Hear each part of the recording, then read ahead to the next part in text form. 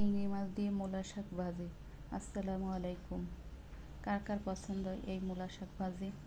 সিজনের এই সবজিটা খেতে কিন্তু প্রথম প্রথম খুবই মজাদার হয়, আর চিংড়ি মাছ দিয়ে ভাজি করলে খেতে দারুণ লাগে। তাই তো মূলা শাকগুলো আগে পরিষ্কার করে ধুয়ে তারপরে ছোট ছোট কুচি কুচি করে কেটে নিয়েছি। সাথে যে ছোট ছোট মূলা ছিল ওগুলোও কুচি করে নিয়েছি শাকের সাথে একসাথে ভাজি করার জন্য। কড়াইয়ে মূলা শাকগুলো দিয়ে দিলাম, কাঁচা ঝাল দিয়ে দিয়েছি, চিংড়ি মাছ দিয়ে দিলাম। আর চিংড়ি মাছের উপরে একটু লবণ দিয়ে শাকটা সেদ্ধ হওয়ার জন্য ঢাকনা দিয়ে ঢেকে দেব।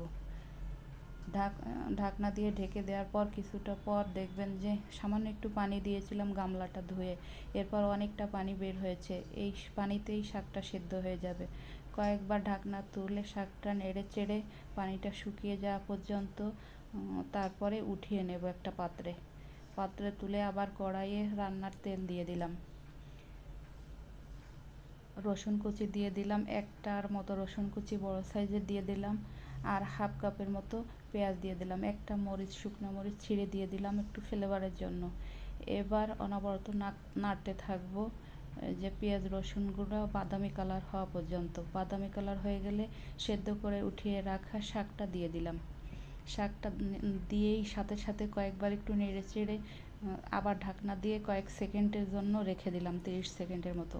আবার ঢাকনাটা তুলে শাকটা খুন্তির সাহায্যে নেড়ে চেড়ে চেপে চেপে ওই যে বাগার দিয়েছিলাম ওই মশলার সাথে শাকটা সুন্দরভাবে মিশিয়ে নিচ্ছি। তৈরি হয়ে যাবে দারুণ মজার মূলা শাক ভাজি।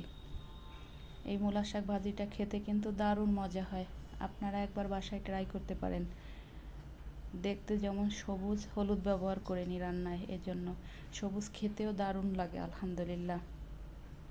ভাত, রুটি, পরোটা সব কিছুর সাথেই এই শাক ভাজিটা খেতে খুবই মজাদার হয়। আপনারা যারা খেয়েছেন তারা তো খেয়েছেন, আর যারা খাননি তারা একবার ট্রাই করতে পারেন। আর আমার এই চ্যানেল যদি আপনাদের কাছে পছন্দ হয় রান্নার ভিডিওগুলো, তাহলে আমাকে একটু সাপোর্ট করতে পারেন। আমার চ্যানেলটা সাবস্ক্রাইব করে আমার পাশে থাকতে পারেন। অনেক ধন্যবাদ আপনাদেরকে।